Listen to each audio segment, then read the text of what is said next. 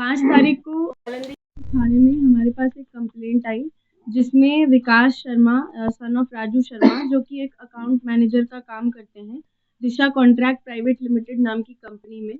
उनने हमें बताया कि उनकी जो कंपनी के 2 एम्प्लॉयज़ हैं, उनने कंपनी को 15 लाख के अमाउंट से चीट किया है और एक झूठा चोरी का मुकदमा दर्ज कराया है।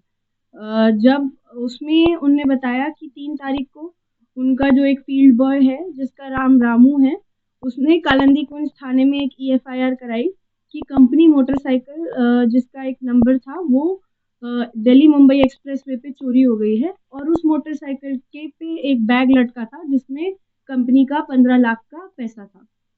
और कंपनी वालों को तब शक हुआ जब इस इंसिडेंट के बाद उनका एक जो कुक है अनुज, वो भी मिसिंग हो गया और उसने अपना फ़ोन स्विच ऑफ कर लिया। जब ये इन्फॉर्मेशन हमको मिली 5 तारीख को, तो हमने एक एफआईआर अंडर अप्रोप्रिएट सेक्शंस दर्ज की और हमने एक जॉइंट टीम कॉन्स्टिट्यूट की under the overall leadership of ACP Sarita Vihar और एसएचओ कालिंदी कुंज और इंस्पेक्टर नारकोटिक्स। हमारी टीम में SI Satyapreet, ASI Karamvir, head constable Mohit, Manish, Uminder थे और जो दूसरी टीम थी उसमें SI Praveen, head constable Hidayat, head constable Kuldeep और गौतम थे। ये दोनों संयुक्त टीम्स ने काम शुरू किया और उनने सबसे पहले इस पूरे मुकदमे के मास्टरमाइंड रामू को अरेस्ट किया और इंटेरोगेशन से रामू ने अनुज को पकड़वाया और इन दोनों से हमने 14.5 लाख कैश की रिकवरी की। उसके अलावा हमने कंपनी की मोटरसाइकिल रिकवर की और मोबाइल फ़ोन भी हमने रिकवर किया जो रामू के पास था। अब जब इंटेरोगेशन हमने किया तो रामू ने खुलासा किया कि वो कंपनी का कैश गाज़ियाबाद से फरीदाबाद ले जा रहा था।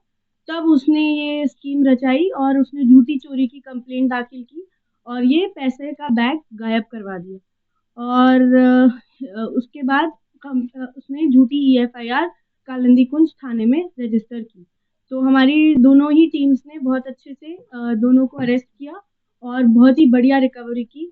15 में से हमने 14.5 लाख रिकवर कर लिए और जैसा कि आपको बताया, मेनली रामू ने इसको प्लान किया था, साथ में उसका साथ दिया था अनुज ने और ये दोनों ही इटावा यूपी को बिलोंग करते हैं और इन पे दोनों में ही कोई प्रीवियस क्रिमिनल इन्वॉल्वमेंट या केस नहीं है।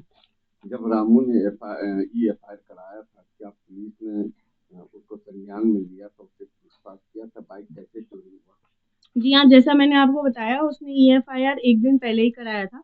पुलिस ने इस चीज़ को संज्ञान में लिया था, बट अगले दिन ही विकास ने ये काउंटर कंप्लेंट हमारे पास ले आया, तो दोनों चीज़ों का जॉइंटली हमने इंटेरोगेशन किया और फिर ये पूरे सीक्वेंस ऑफ इवेंट्स सामने आए। पैसे के साथ क्या गाड़ी भी बरामद हुई? जी हाँ, गाड़ी भी रिकवर हुई है। कंपनी की जो मोटरसाइकिल है जिसमें पैसे लटका बैग था और जिसकी चोरी होने की कंप्लेंट की गई थी, वो भी हमारे बरामद। कितने वर्षों से मैम वर्किंग था कंपनी के अंदर? 3 साल से ये वर्किंग था इस कंपनी। कब एफआईआर दर्ज हुआ और कितने घंटे के अंदर जो है ये पकड़ा गया? 5 तारीख को एफआईआर दर्ज किया और विद इन ऑलमोस्ट 24 आवर्स हमने 6 को ये रिकवर कर दिया। इसमें खास बात और क्या है? इसमें खास बात यही है कि एक कंपनी के एम्प्लॉय ने कैसे अपनी कंपनी को गुमराह किया और कंपनी के पैसे चोरी करवाए, झूठा एफआईआर किया, सिस्टम का फ़ायदा ईएफआईआर के सिस्टम का फ़ायदा लेने की कोशिश की और कैसे हमारी टीम्स ने जॉइंटली ऑपरेट करके ना केवल उसको पकड़ा और बल्कि इतनी बढ़िया रिकवरी की और कंपनी का पैसा खोने से बचाया। ये जो इस आरोपी को पकड़ा गया है, दोनों ही आरोपी को पकड़ा गया है, इसमें कहीं ना कहीं सर्विलांस का या फिर मोबाइल कनेक्टिविटी का भी सहारा लिया गया? जी हाँ, सारी टेक्निकल चीज़ों का भी सहारा लिया गया, मल्टीपल रेड्स की गई और दोनों टीम ने संयुक्त तरीके से एकजुट होकर काम किया। मैम क्या मोटिव था ये जो पूरी वारदात को करने का? मोटिव यही था, पैसे का लालच था, जल्दी से ज़्यादा पैसा कमाना है। उनके पास इनसाइडर इन्फॉर्मेशन थी कि ये कैश का ट्रांजैक्शन होगा और वही उसको लेके जा रहा था, तो उसने सोचा ये बहुत ही ईज़ी तरीका है पैसे इधर-उधर करने का। क्या मैसेज देंगे जो एम्प्लॉय जो काम करते हैं कंपनी में इस तरीके से जो चीटिंग कर लेते हैं, तो क्या मैसेज देंगे? मैं यही मैसेज दूंगी कि कानून सबसे ऊपर है, आप सभी कानून के दायरे में रहकर काम करिए, कोई भी गलत काम मत करिए जिससे आगे आपको, आपके परिवार को शर्मसार होना पड़े और सफ़र करना पड़े, आपकी फैमिलीज़ को भी सफ़र करना पड़े। तो बिल्कुल जो लॉफ़ुल तरीके हैं, बहुत अच्छे तरीके हैं, उनसे ही पैसा कमाएँ, ये सब गलत कामों में संलिप्त ना हों। बाकी 50